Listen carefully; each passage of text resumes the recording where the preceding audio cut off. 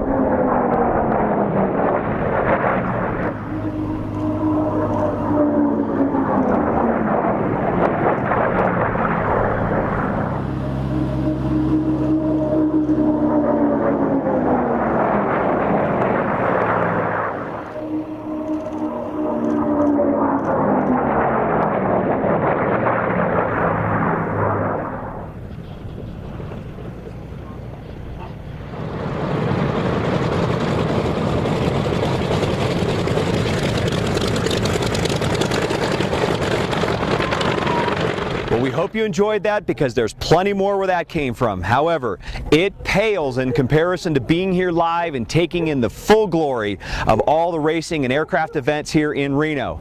So here's your challenge. Get in a car, get in a plane, truck, bus, whatever it takes. For God's sakes, just be here. That runs from Wednesday, September 10th through Sunday, September 14th, and we look forward to seeing you here live from Reno every day this next week. Till then, take care for now.